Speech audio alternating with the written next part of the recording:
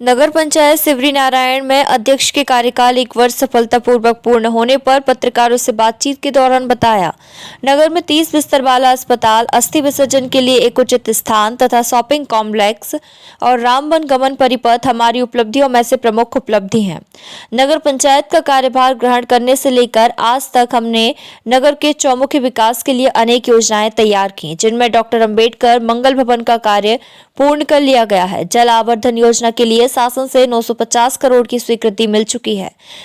पौनी पसारी योजना वह कार्य लगभग पूर्णता की ओर है। आवारा पशुओं के लिए शहरी गठन की व्यवस्था जल्द हो जाएगी। गोधन या योजनाओं से 7 लाख का गोबर खरीदी कर नया रोजगार सृजित किया गया है। हमारा नगर पंचायत स्वच्छता की दृष्टिकोण से जिले में अग्रणी रहा है। शहर में प्रधानमंत्री आवास की संख्या 507 पूर्ण मकान, 220 निर्माणाधीन, 65 और 275 मकान अभी और बनाए जाने हैं। छत्तीसगढ़ से सांस्कृतिक नगरी और धार्मिक नगरी सिवरी नारायण में प्रतिवर्ष लगने वाली मांग पूर्णिमा मेला इस वर्ष 28 फरवरी से प्रारंभ किया जाना है, जिसके लिए समस्त व्यवस्थाएं पूर्ण कर ली गई हैं। हम चाहेंगे शासन के दिशा निर्देश अनुसार छत्तीसगढ़ के पवनधरा में उसकी संस्कृति और गरिमा के अनुरूप मांग पूर्णिमा का मेला प्रारंभ किया जा सके। अंत में 1 वर्ष पूर्ण करने पर समस्त मीडिया कर्मियों ने इन्हें शुभकामनाएं दी। हमें पदभार ग्रहण किए हुए साल भर हो गए हैं। ये 1 साल में हमने जो जो कार्य किया है उनकी सूची हमारे पास है। हमने राष्ट्रीय परिवार सहायता में 22 परिवार को सहायता दिया और इंदिरा गांधी विधवा पेंशन में 4, मुख्यमंत्री वृद्धा पेंशन में 21 और सामाजिक सुरक्षा पेंशन में 14, सुखद सहायता पेंशन 3 को मिले हैं और सुखद सहारा पेंशन 1 को। 189 परिवार को कोरोना काल में सूखा राशन वितरण किया गया है, जिसमें सदस्य संख्या है 1017। और हमारे इस कार्यकाल में अंबेडकर सर्व मांगलिक भवन का कार्य पूर्ण हो चुका है। अस्थि विसर्जन का कार्य यहाँ होता है रामघाट में, उसको हम एक अस्थि विसर्जन कॉम्प्लेक्स बनाए हैं। उसके लिए एक जगह सुनिश्चित किए हैं, उसका भी कार्य पूरा हो चुका है। तो रामबन गमन पथ और विकास कार्य में स्वीकृति आई है 36 करोड़ की, जिसके अंतर्गत हमारे सिवरी नारायण को डेवलप करना है। जल आवर्धन योजना 9.5 करोड़ की स्वीकृति है, ये हमारे लिए बहुत बड़ी उपलब्धि है। पौनी पसारी योजना का कार्य की स्वीकृति मिल चुकी है और ये रोका छेका अभियान गौठान का कार्य भी लगभग समाप्ति की ओर है। कल हम लोग चिन्हांकित करके आ गए हैं कि गौठान यहाँ बनना है। अतिक्रमण हुआ है, उसको हटाने के लिए भी एसडीएम कलेक्टर से बात कर चुके हैं। उसको खाली करवाएंगे और गौठान को सुनिश्चित करेंगे वहाँ।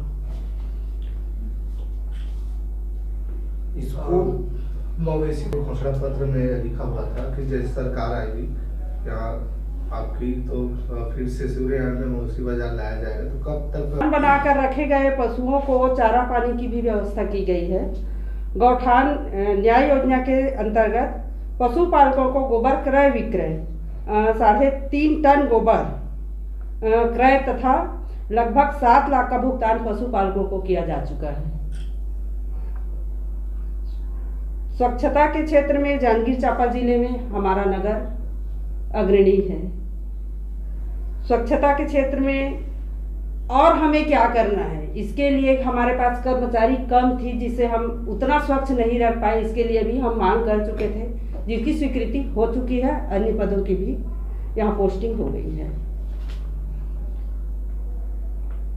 गौठान एवं एसटीपी की कार्य स्वीकृति हम प्रयास कर रहे हैं, इसकी भी स्वीकृति मिल जाएगी। विकास में और आगे का कार्यक्रम है शॉपिंग कॉम्प्लेक्स। एक शॉपिंग कॉम्प्लेक्स बनवाने की हम अभी प्रयास कर रहे हैं।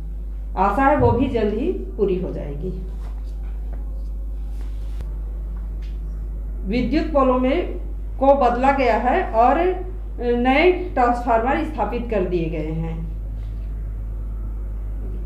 14वें वित्त आयोग के अंतर्गत 1,36,00,000 का विकास कार्य की स्वीकृति हो गई है। मुख्यमंत्री भूपेश बघेल जी के नगर प्रवास पर ये हमारे लिए एक कहना चाहिए, हमको एक आशीर्वाद के रूप में मिला है। 30 बिस्तर हॉस्पिटल की सौगात है ये हमारे लिए, हमारे नगर के लिए जो बहुत आवश्यक चीज़ थी वो इस वर्ष पूरी। इसके अंतर्गत स्वीकृत आवास 560 है, जिसमें से स्वीकृति के लिए 202 और पूर्ण आवास 220 हो चुकी है। निर्माणाधीन में 65 है और जो अभी और होना है जो आवास वो स्वीकृति कार्य में रुकी हुई है, वो कागजी कार्यवाही पूर्ण नहीं है, इस आधार पे रुकी हुई है। जैसे ही कागजी कार्यवाही पूर्ण होगी वो भी पूरा कर दिया जाएगा। बाजार जहाँ पर पहले लगता था वो अभी गौठान के लिए स्वीकृत हो चुकी है। तो अभी जैसे ही हमें कोई शासकीय जगह मिलती है उस जगह को पहले हम सुनिश्चित करेंगे तो यहाँ बाजार लगाया जाएगा, उसके बाद हम उसको स्थापित कर देंगे। अच्छा मैडम जी, आप ये बताएंगे कि मेरे के लिए और अधिक जगह की मांग करेगी क्या? मेरे पास अभी यहाँ सूर्यनारायण में देखा जाए तो अभी जमीन कम है, इधर नहीं है, तो ऐसा क्या मांग करें, जगह ही नहीं है तो मांग करने की क्या बात है उसमें। शासकीय हाई स्कूल को और डेवलप करने के लिए जो अगल बगल बेजा कब्जा है उनको कब तक? हाँ, उसको हटाए जाने के लिए आवेदन हम लोग दे दिए हैं। तो जैसे ही कलेक्टर साहब आदेश करेंगे और आके बेजा कब्जा हटवाएंगे, हमारे नगर पंचायत की टीम साथ में रहेगी और उसको भी हटाया जाना है।